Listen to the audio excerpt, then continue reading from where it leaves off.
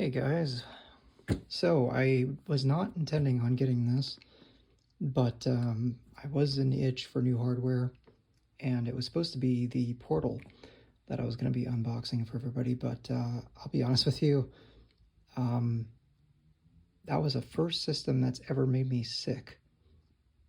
I I don't know what it was, but the jerkiness of the refresh rate and the signal I guess it was getting from the system to the handheld was making just irregular drops all the time, and I legitimately got motion sickness. So I'm not going to do an unboxing video even though I recorded it,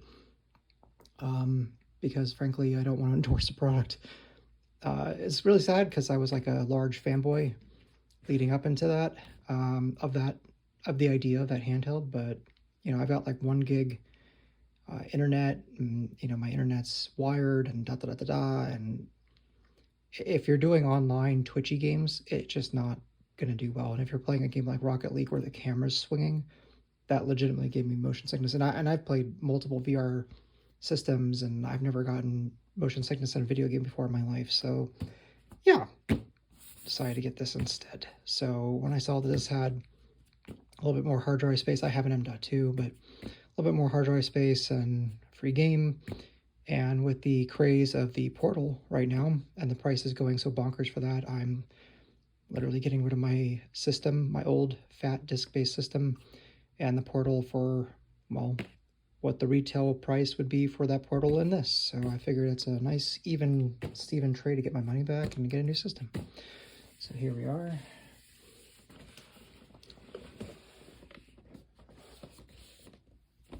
Cover up any information here, because I did get this from Best Buy, so put a sticker on the side of it because that is their job. Packaging is very similar. The box is a lot smaller. Having just boxed up my old PS5, I can genuinely tell you this is a significantly smaller box. And obviously I got the Spider-Man 2 edition.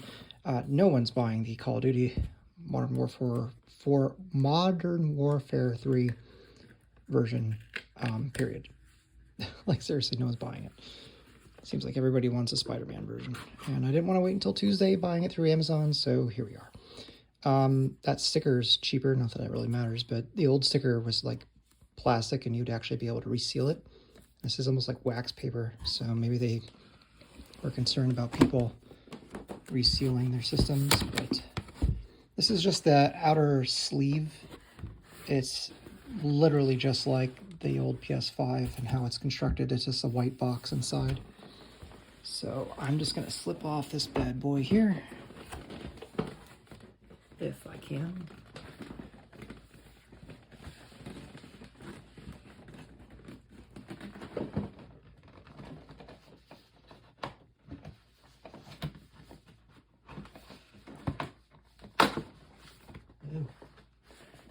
Well, maybe not. That does not want to come off. Always keep it here on my channel for the utmost professional unboxings. I just did a Dreamcast unboxing. That's a good box. It's a box that won't rip on you or anything like that. You know what? I'm gonna cheat. There we go. Should have thought about that from the beginning, but whatever. Put that off to the side. All right, we're back on track, ladies and gentlemen. And so just like before, it opens on the side. So we are greeted with our horizontal stands. They're clear, they look like A's. I am not going to be using these, so put those on the side. Standard power cable, it's exactly like the old one.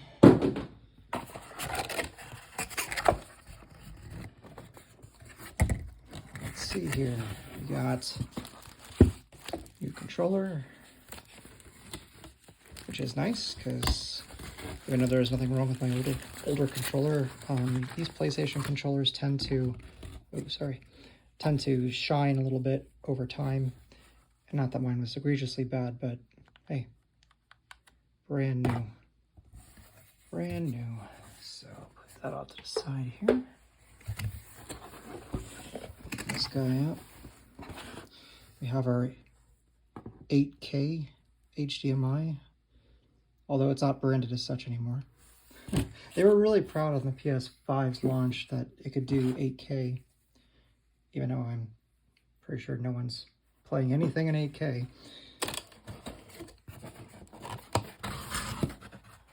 Let's see here. If I can avoid the tripod here. Alright, so this is where we start getting the nitty-gritty. It looks like instead of before where they had the manual in on the top, they just threw it in on one side of the system and then threw in the other manual on the other side of the system. A little bit more haphazardly this time. I will say this, the amount of empty space in this box is staggering. They could have made this box a heck of a lot smaller. That PS5 Fat took up a lot of a much larger box. And I just knocked over my controller. That's great.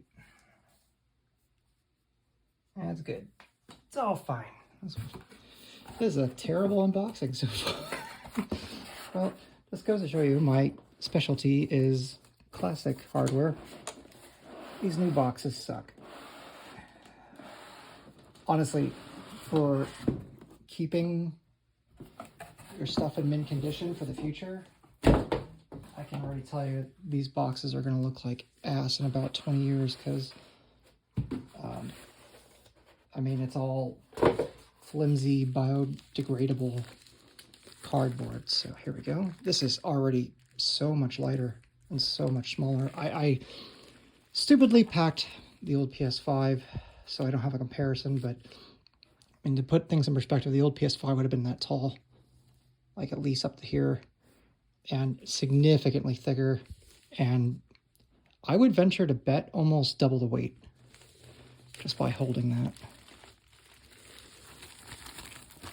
So there we go.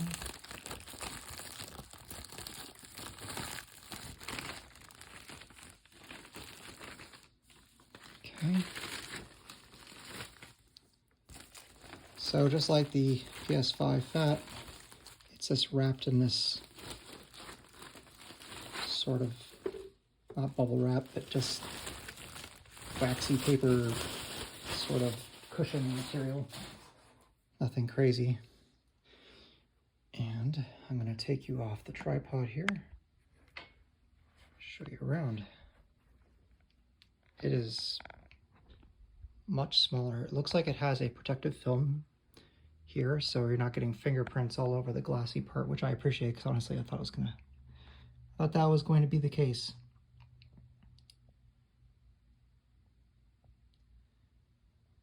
Very small. I'll be honest with you, if they had released this at launch, at least this at launch size-wise, no one would have complained. This is, if I had to put this in perspective, this is roughly the size of a fat PS2. A little thinner here, and a little taller here, and a little thicker down by the disk drive. But roughly speaking, if I have something in my head as a classic gamer that I can attribute to something of scale, I would say PS2 Fat. It's almost 360-ish in the sense that it gets thinner and thinner and tapers. And then you have these detachable panels here. One is the M.2 and the other is, of course, a disk drive. I got the disc version, less because I like playing disc-based games. I actually like digital quite a bit, just for ease and convenience. I'm a PC gamer after all, so I'm kind of used to that, but more just for being able to play 4K Blu-rays and DVDs and that sort of thing. I've never liked not having that available on a home entertainment console. But that's it. I mean, not much to say. There's a lot more of a gap here. Just looking at it off the bat, you can see like into the system a heck of a lot easier. So that's a very interesting choice. I'd imagine that probably helps on heat. So yeah, still has a Sony imprint here on the plastic, and it's convex now, this black part. And now we also have two USB-C in the front instead of USB-A and USB-C, which I actually prefer. And then this is much nicer, an actually clearly labeled power button and a clearly labeled and appropriately positioned eject button instead of them being on top of each other like they used to be, which really ticked me off. I like the half glass, half matte. It's nice. And then back, looks like we have two USB-A, Ethernet, HDMI, and power. Back looks very similar to the old one. Of course, no big black vertical stand. That sucks. I was probably one of the few people who actually thought that stand was decent. But it is what it is. I don't like the stand that they have on the market right now that looks like it has a metal ring underneath it. I'll probably just go without, unless a third party makes something that looks visually nice. But here you go. Quick video. Hope you guys enjoyed. Bye.